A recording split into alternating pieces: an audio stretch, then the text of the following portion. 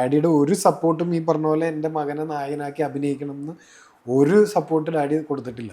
പിന്നെ ഇപ്പം ഈ കമൽ സാറും വിനയൻ സാറൊക്കെ പുതുമുഖങ്ങളെ കൊണ്ടുവന്നിട്ടുണ്ടല്ലോ. ഇപ്പൊ സിദ്ധുവിനെയും ജിഷ്ണുവിനെയൊക്കെ നമ്മളിൽ കൊണ്ടുവന്നു. അപ്പം അങ്ങനെ ചെയ്യുമ്പോൾ ഡാഡി പറഞ്ഞ പോലെ കമൽ സാറിൻ്റെ അടുത്തൊക്കെ പറഞ്ഞിട്ടുണ്ട്, ഇപ്പം നിങ്ങൾ അടുത്ത പടങ്ങൾ ചെയ്യുമ്പോൾ കൺസിഡർ ചെയ്യാം എന്ന് വെച്ചാൽ അവർക്കൊരു മാർക്കറ്റ് ഉണ്ടല്ലോ. ഇപ്പൊ കമൽ സാർ എന്നുള്ള ഒരു ബ്രാൻഡ് വെച്ചിട്ടാണ് നമ്മൾ എന്ന് പറഞ്ഞ പടം ഓടിയത്. അപ്പൊ അങ്ങനെ ചെയ്യാൻ വേണ്ടി ഡാഡി അങ്ങനെ ഇങ്ങനെ ഈ പറഞ്ഞ പോലെ അങ്ങനെ ഡാഡി റെഡി ആയിരുന്നു. ഓക്കെ, ഇങ്ങനെ ചെയ്യുന്നുണ്ടെങ്കിൽ വലിയ കുഴപ്പമില്ല. കാര്യം കമൽ സാറിനൊരു മാർക്കറ്റൊക്കെ ഉള്ളൊരു ഡയറക്ടറാണ്. അപ്പോൾ കമൽ ഒരു പുതുമുഖ നടനെയോ അല്ലെങ്കിൽ ഇപ്പോൾ ഒരു പുതുമുഖങ്ങളെ കൊണ്ടുവന്നു കഴിഞ്ഞാൽ ആ കൂട്ടത്തിൽ നീ വന്നു കഴിഞ്ഞാൽ അവിടെ ഒരു നിന്നെ രജിസ്റ്റർ ചെയ്യാൻ വേണ്ടി ആ ഒരു സാധനം ഉണ്ടാവും, ഫേസ് വാല്യൂ വരും. അപ്പോൾ പക്ഷെ അത് ഈ പറഞ്ഞ പോലെ അൺഫോർച്ചുനേറ്റ്ലി അങ്ങനെ ഒരു അവസരം എന്നെ തേടി വന്നില്ല. അപ്പോൾ സുരേഷ് ഏട്ടനെ പോലത്തെ ഒരാൾ പടം ചെയ്യാന്ന് പറഞ്ഞാലാണ് അങ്ങനെ നായകനായത്. അങ്ങനെ സുരേഷ് ഏട്ടൻ നായകനായി അനൗൺസ് ചെയ്ത സമയത്താണ് എന്നിട്ടും എന്ന് പറഞ്ഞ സിനിമയ്ക്ക് വേണ്ടി രഞ്ജിയേട്ടൻ വന്ന് എന്നെ കാസ്റ്റ് ചെയ്യുന്നത്.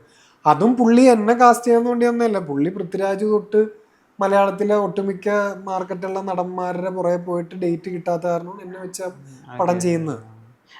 ആ പടത്തിന്റെ ത്രെഡ് ഭയങ്കര പുതിയതായിരുന്നു ഇപ്പോഴും. അത് ശരിക്കും ആ പടം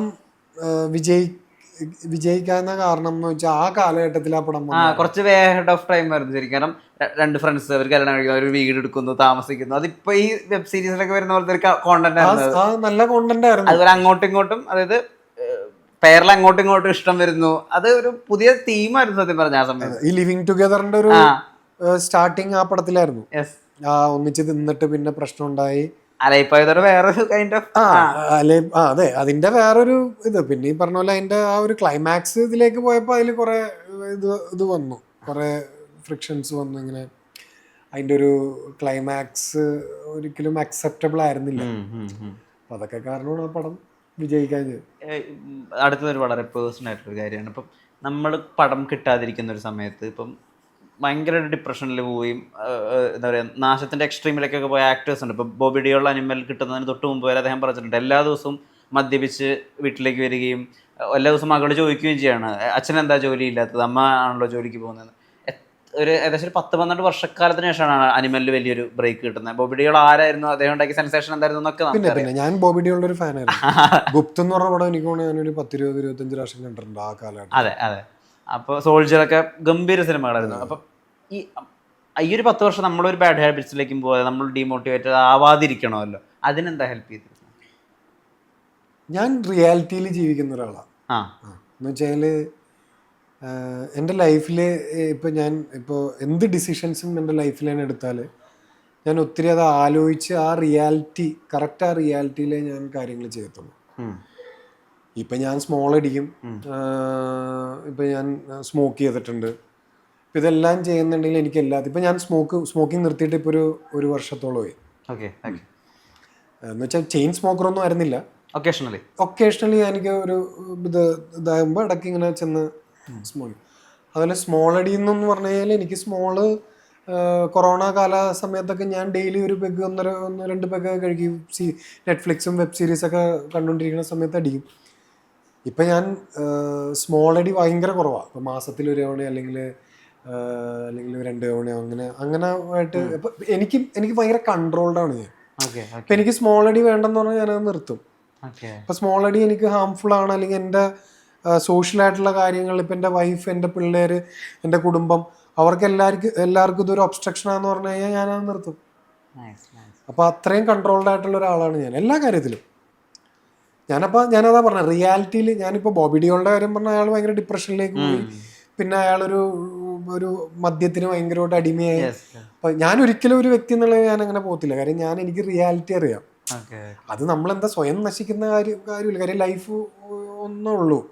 നമ്മൾ ആ അത്രയും ചെറിയ ഒരു ടൈമിനുള്ളിൽ നമ്മൾ ചെയ്യാൻ പറ്റുന്ന കാര്യങ്ങളും നമ്മൾ ആഗ്രഹിക്കുന്ന കാര്യങ്ങളും ലൈഫിൽ നേടാനും അല്ലെങ്കിൽ അതിനുവേണ്ടി പരിശ്രമിക്കാനും നോക്കുക. കാര്യം ഇപ്പോൾ ഒരു പ്രായം കഴിഞ്ഞ് കഴിഞ്ഞിപ്പോൾ 10-60-70 വയസ്സ് കഴിഞ്ഞിട്ട് ഞാൻ അവിടെ ഒരു കസേരയിലിരുന്ന് അയ്യോ ആ സമയത്ത് ഇങ്ങനെ ഉണ്ടായിരുന്നെങ്കിൽ എനിക്ക് ഇങ്ങനെ ചെയ്യായിരുന്നു, ആ ഇന്ന ടൈമിലുണ്ടായിരുന്നെങ്കിൽ എനിക്ക് ഇത്രയും കുറച്ച് ടൈം കിട്ടിയിരുന്നെങ്കിൽ ഞാൻ അങ്ങനെ ചെയ്യാറുണ്ട് എന്ന് പറഞ്ഞിട്ട് ഒരു കാര്യമില്ല. അപ്പോൾ ഞാൻ അങ്ങനെ ഒരു റിയാലിറ്റിയിൽ ജീവിക്കുന്ന ആളാണ്. എല്ലാത്തിനും എനിക്കൊരു കൺട്രോൾ ഉണ്ട്, എല്ലാ കാര്യത്തിലും എനിക്കൊരു ചിട്ടയുണ്ട്. പിന്നെ ഞാൻ ബേസിക്കലി ഒരു ഫാമിലി മാനാണ്. ഫാമിലി മാനാണെന്ന് കാരണം എന്ന് വെച്ചാൽ എൻ്റെ ഡാഡീനെ കണ്ടൊക്കെയാണ് ഞാൻ വളർന്നത്. ഡാഡി ഇപ്പോൾ ഒരു മലയാളത്തിലെ ഏറ്റവും കൂടുതൽ തിരക്കഥ എഴുതിയേക്കുന്ന ഒരു തിരക്കഥാകൃത്താണ് ഡാഡി. പക്ഷെ ഡാഡി എനിക്ക് തോന്നുന്നിപ്പോൾ കഴിഞ്ഞൊരു ടി വിയിൽ ഒരു ഇൻ്റർവ്യൂവിൽ ഡയറക്ടർ സാജൻ പറഞ്ഞിട്ടുണ്ട്, ഒരു ഗവൺമെൻറ് ഉദ്യോഗസ്ഥനെ പോലെ ഒന്ന് രാവിലെ 9 മണിക്ക് വീട്ടിൽ നിന്ന് ഇറങ്ങി കഴിഞ്ഞാൽ അവിടെ ഹോട്ടലിൽ പോയിട്ട് ഉച്ച വരെ ഇരുന്ന് സ്ക്രിപ്റ്റ് എഴുതും. ഉച്ച കഴിയുമ്പോൾ ഒരു ബ്രേക്ക് എടുത്തിട്ട് കലൂര് വീട്ടിൽ വരും. അപ്പം ഞാനിത് കണ്ടു വളർന്ന ഉള്ള ഒരാളാണ്. എന്നിട്ട് ഡാഡി വന്നിട്ട് അമ്മ ഉണ്ടാക്കുന്ന ചോറും കറിയും കഴിച്ച് അങ്ങനെ ഒരു അരമണിക്കൂർ പുള്ളി ഒരു ഷോർട്ട് നാപ്പ് എടുത്തിട്ട് ഒരു 3-3:30 4 മണിയാകുമ്പോൾ പുള്ളി പിന്നെയും പോകും. പിന്നെയും പുള്ളി ഒരു 7-8 മണിയാകുമ്പോൾ തിരിച്ച് വീട്ടിൽ വരും. അങ്ങനെ ഒരു ഫാമിലി ഇതായിട്ട് നോക്കുന്ന ഒരാളായിരുന്നു. അപ്പോൾ അതിൻ്റെ കുറേ ട്രേറ്റ്സ് ഒക്കെ ഞാൻ ഫോളോ ചെയ്യുന്ന ഒരാളാണ്. എനിക്ക് ഫാമിലിയും അതൊക്കെ പ്രയോറിറ്റി. ഇപ്പം എനിക്കൂടെ മമ്മൂക്കയൊക്കെ അങ്ങനത്തെ ഒരു സ്റ്റൈലാളാണ്.